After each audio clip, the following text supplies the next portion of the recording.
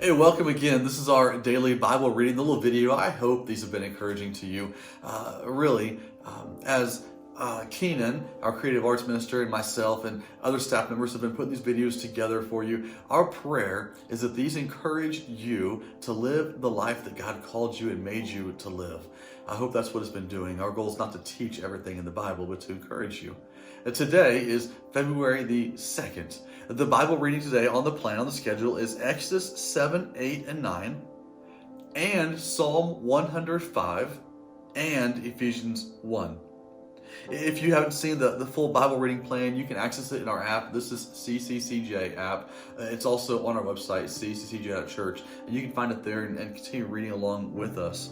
Today, I'm reading through Exodus chapters 7, 8, and 9, and this moment in Exodus is when the people of God have been held captive, slaves for 400 years. It's been a long time they've been slaves here. Moses went out in the wilderness for 40 years. God met him in a burning bush. God called him back again. And Moses, when he said, who am I to talk? And I don't speak well. God sent his brother Aaron with him to speak along with him. They stood up to the king of Egypt, the king who worshipped all these different idols, all these different fake gods, had these false prophets, all these hopes that were built on things that would not last, built on circumstances and things that would crumble. And God said, by my mighty hand, I'll drive you out. I'll do some mighty acts that prove who I am.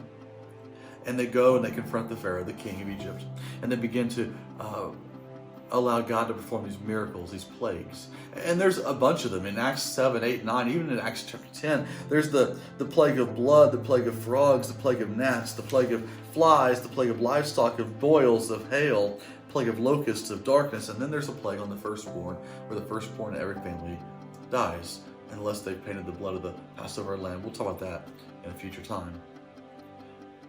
But all these plagues, as I read through here, I've learned, and it's helpful to me to know that all these plagues, they all directly target one of Egypt's false gods, one of their fake idols.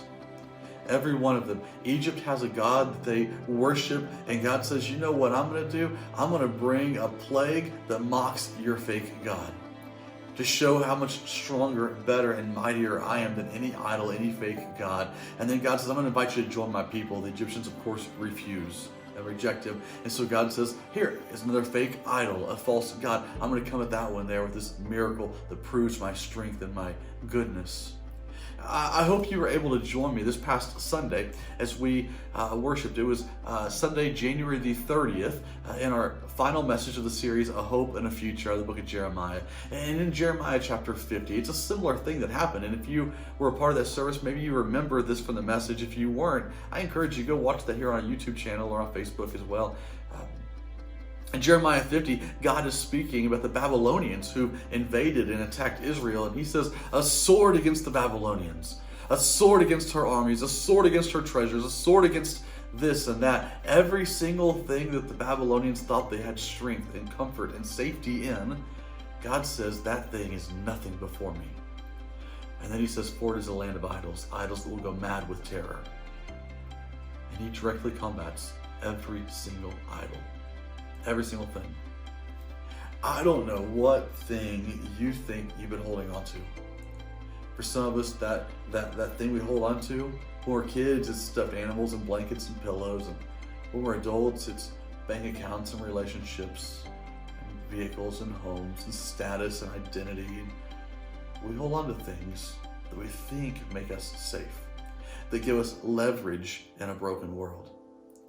And God says in Exodus chapter 7, 8, and 9, in Jeremiah chapter 50, and he says it to you today, the idols, the things that we're holding on to that we think make us safe, will go mad with terror before a God who is mighty, mighty to save and mighty to rescue. They will go mad with terror, and they will flee, and they will fall apart. God says they are nothing compared to the goodness of who I am.